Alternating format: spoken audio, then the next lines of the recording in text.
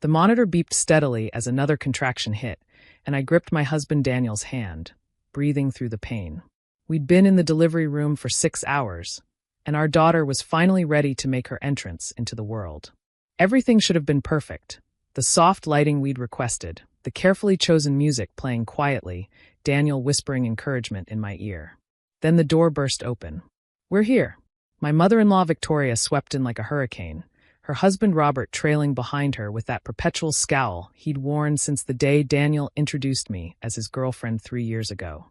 We couldn't let our first grandchild arrive without us present. The nurse immediately stepped forward. "I'm sorry, but only one support person is allowed." "Nonsense."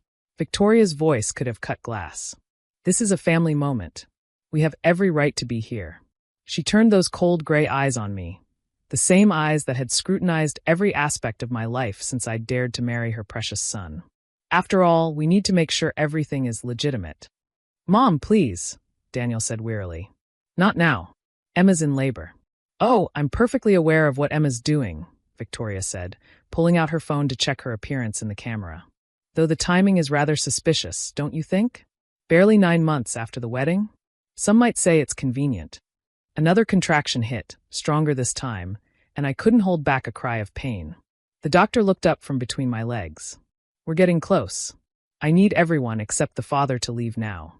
"We're staying," Robert announced, speaking for the first time. His voice was flat, emotionless, the voice of a man who'd perfected corporate intimidation over 30 years of running his investment firm. "This child will carry the Montgomery name. We need to verify." "Verify what?"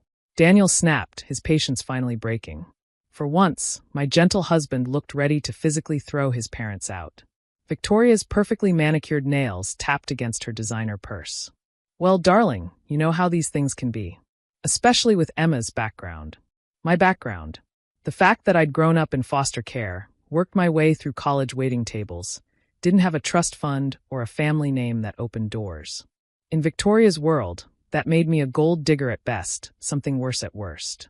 One more push," the doctor called out, and suddenly nothing else mattered except bringing my daughter into the world.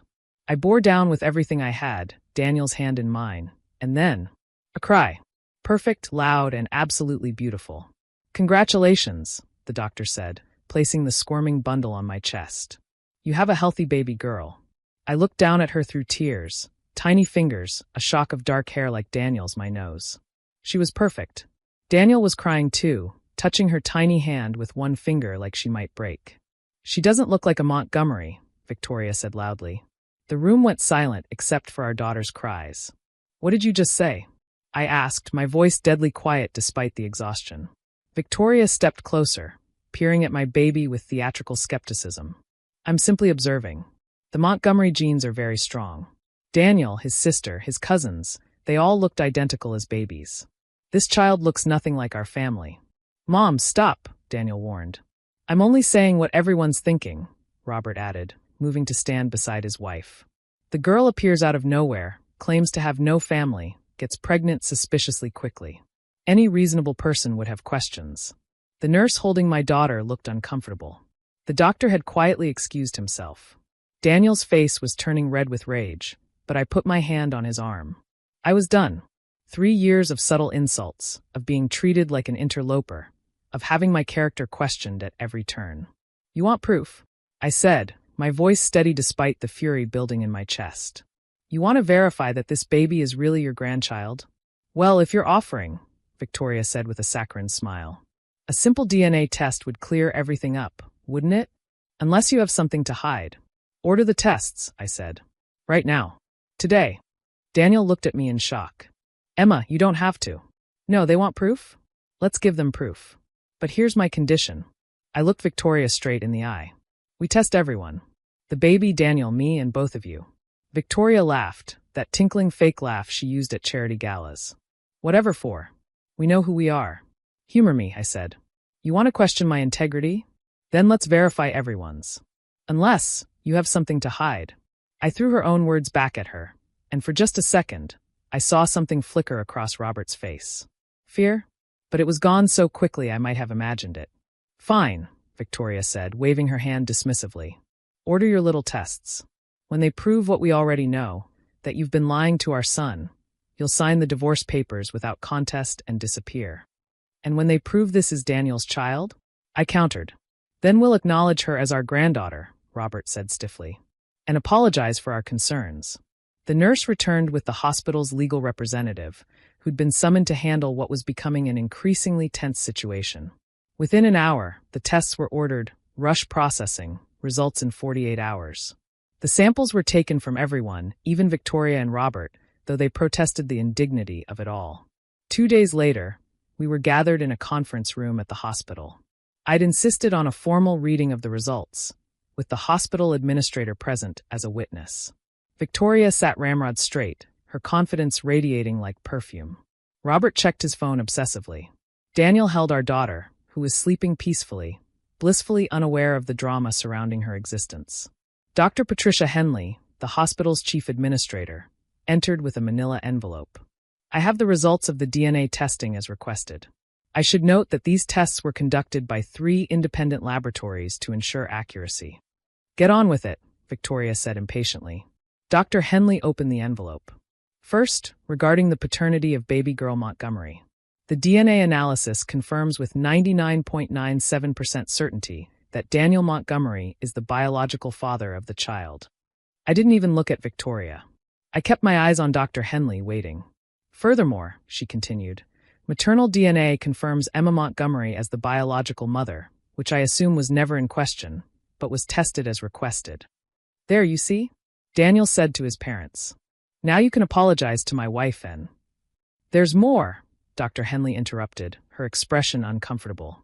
As requested, we also ran comparative DNA analysis on all parties tested.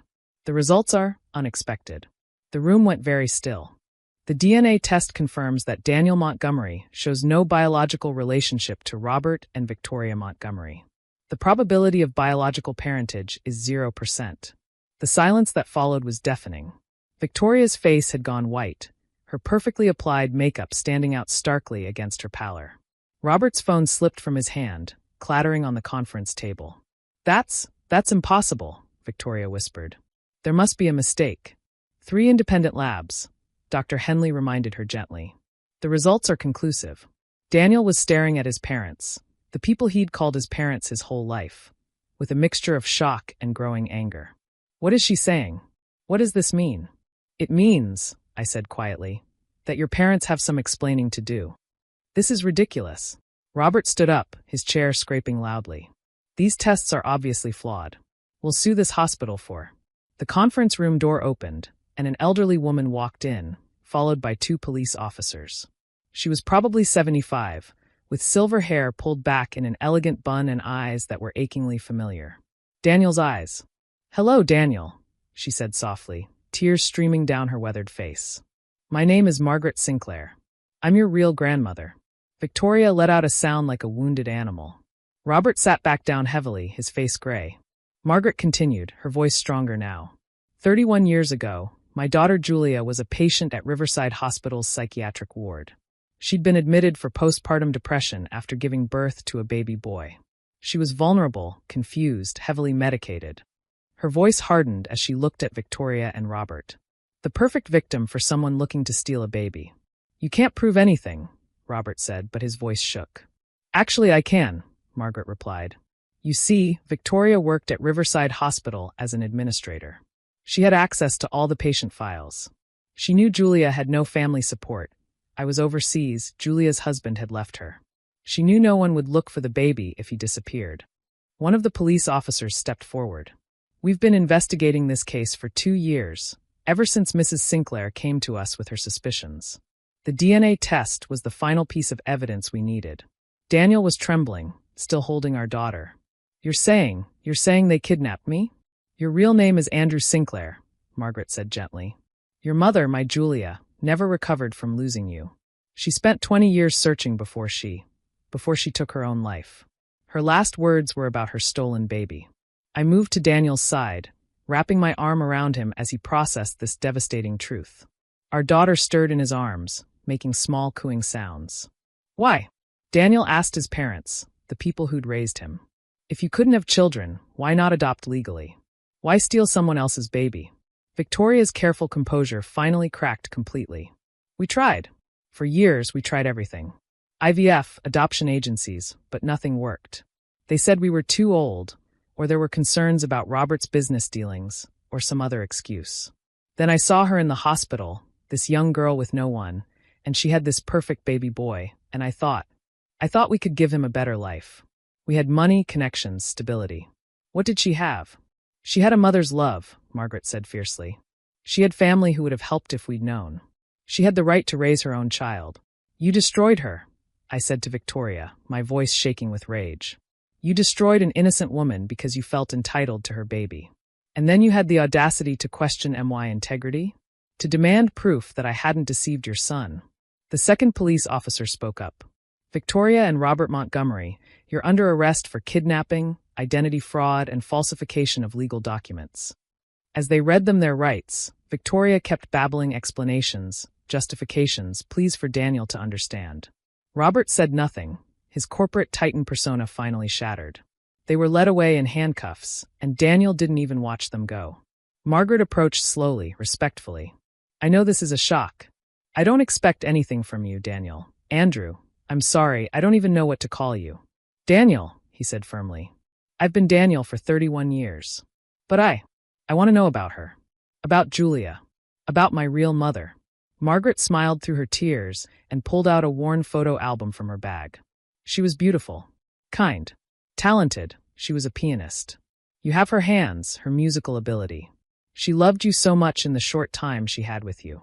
As Daniel looked through photos of the mother he never knew, our daughter, our perfectly legitimate daughter whose existence had exposed this 30-year lie, began to cry. Margaret looked at her with wonder.